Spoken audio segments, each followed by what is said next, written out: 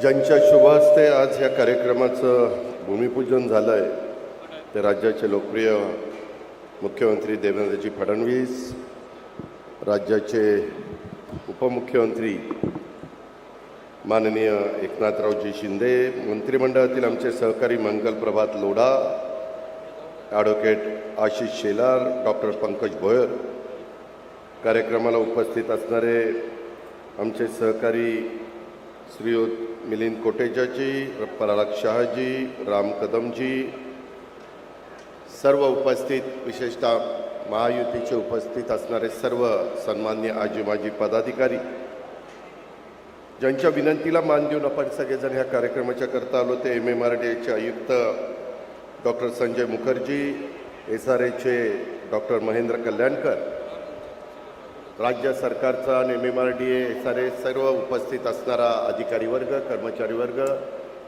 माझे प्रतिष्ठित नागरिक, सर्व लाभार्थी, तसंच पत्रकार मित्र, बंधू भगिनींनो, तरुण मित्रांनो, माता रमाबाई आंबेडकर नगर आणि कामराज नगर झोपडपट्टी पुनर्वसन प्रकल्पाचं आज भूमिपूजन होतं. बरेच दिवस त्या भागातल्या लोकांना हक्काचा स्वतःचा एक चांगल्या प्रकारचा निवारा असावा, घर असावं, अशा प्रकारचा प्रयत्न चाललेला होता आणि त्याला आज कुठं शुभारंभ होतोय.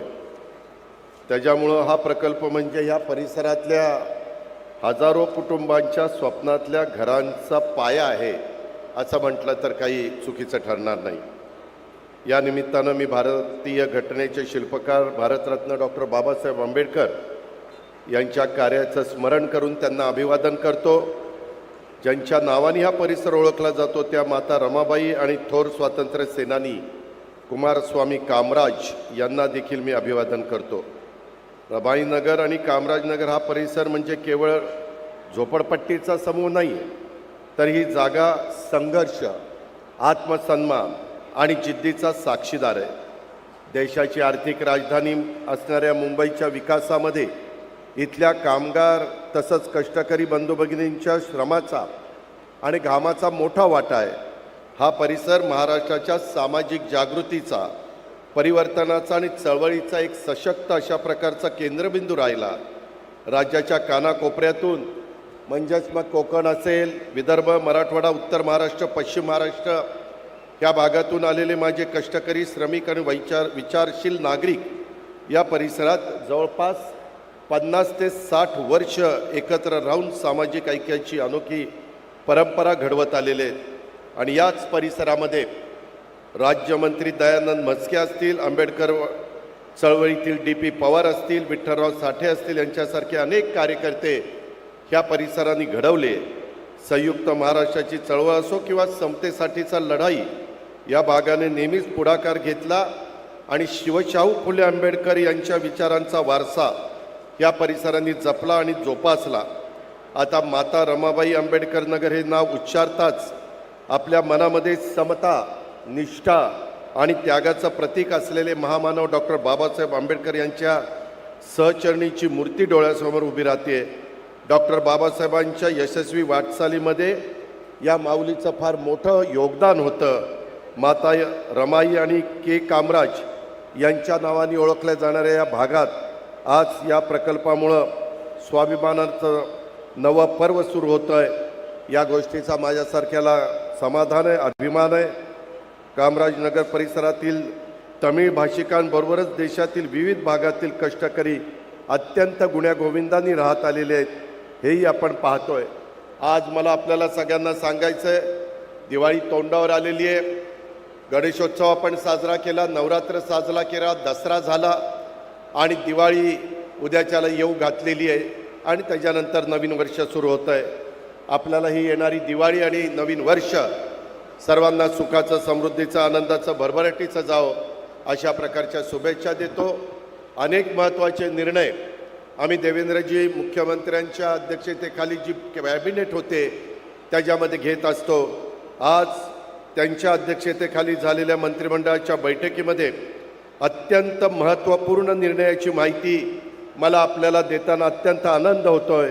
महामानव भारतरत्न डॉक्टर बाबासाहेब आंबेडकरांनी स्थापन केलेल्या दी पीपल्स एज्युकेशन सोसायटी अंतर्गत कार्यरत असलेल्या 9 शैक्षणिक संस्थान, 2 वसतिगृहाच्या इमारतीच्या करता जतन आणि जीर्णोद्धार संवर्धनाच्यासाठी राज्य सरकारने स्वतंत्र योजना तयार करून त्याला मान्यता आज दिली. डॉक्टर बाबासाहेब आंबेडकर शिक्षणाला सामाजिक परिवर्तनाचं प्रभावी साधन मानलं आणि शिक्षण संस्थेद्वारे वंचित घटकांना उत्थानाच्यासाठी आयुष्यभर त्यांनी कार्य केलं. त्यांच्या या शिक्षण संस्थांच्या ऐतिहासिक वारसा जतन करण्यासाठी पुढील पिढ्यांच्यासाठी त्यांचे अस्तित्व टिकवणं ही आपल्या सगळ्यांची सामूहिक जबाबदारी आहे. त्या जबाबदारीचं भान ठेवून या महायुतीच्या सरकारने यावर दृष्टीनं दरवर्षी 100 कोटी असे 5 वर्षाच्या करता 500 कोटी रुपयाच्या निधीची तरतूद आज केली आणि हा निर्णय राज्य सरकारने घेतला. हा निर्णय भारतरत्न डॉक्टर बाबासाहेबांच्या कार्याला वंदन करणारा आणि समाजातल्या दुर्बल घटकांना बळ देणारा ठरणार आहे, हा विश्वास मी तुमच्या सगळ्यांच्या समोर व्यक्त करतो. या पुनर्वसन प्रकल्पाचं काम दर्जेदार व्हावं अशी माझी सूचना आहे. आपण BDD चाळीचं केलेलं पुनर्वसन अत्यंत दर्जेदार झालं आहे आणि त्यामध्ये तशाच प्रकारचं काम रमाई आंबेडकर नगर आणि कामराज नगर झोपडपट्टी पुनर्वसन योजनेमध्ये झालं पाहिजे अशी अपेक्षा मी डॉक्टर संजय मुखर्जी आणि डॉक्टर महेंद्र कल्याणकर यांच्याकडनं व्यक्त करतो. त्याच्यामध्ये कुठल्याही परिस्थितीमध्ये एक स्मार्ट, शाश्वत आणि अत्याधुनिक तंत्रज्ञानावर आधारित नवीकरणीय झोपडपट्टी पुनर्वसनाचा एक आदर्श नमुना हा उद्याच्या काळामध्ये ठरला पाहिजे. MMRD आणि SRAनं संयुक्त भागीदारीच्या तत्वावर राबवण्यात आलेल्या या योजनेमुळं माझ्या झोपडपट्टीतील रहिवाशांचं जीवनमान उंचावेल, संपूर्ण परिसराचा विकास साधला जाईल. शाश्वत विकासाच्या तत्वावर आधारलेली ही योजना भविष्यातील झोपडपट्टी पुनर्वसन प्रकल्पाचं एक आदर्श नमुना ठरेल. या योजनेच्या अंमलबजावणीमुळं सर्व मुंबईकरांचे घराचे आणि झोपडपट्टी मुक्त महाराष्ट्र करण्याचं धोरण हे महाराष्ट्र शासनाच्या उद्दिष्टास गती प्राप्त होणार आहे. या योजनेची यशस्वी पूर्तता होण्याकरता भविष्यातील अशा अनेक योजना हे आपल्याला प्रेरणादायी ठरणार आहे. आपल्या मुंबईचा शाश्वत विकासासाठी MMRDची प्रतिबद्धता या प्रकल्पातून दिसून येते. हा प्रकल्प हा फक्त घर देण्यापुरता नाही तर श्रमाला सन्मान देणारा, सामाजिक न्याय साधणारा आणि मुंबईला झोपडपट्टी मुक्त करणारा आहे. माता रमाबाई आंबेडकर नगर आणि कामराज नगर पुनर्वसन योजना भविष्यातील सर्व झोपडपट्टी पुनर्वसन योजनांसाठी आदर्श ठरेल असा विश्वास मी आजच्या निमित्तानं व्यक्त करतो.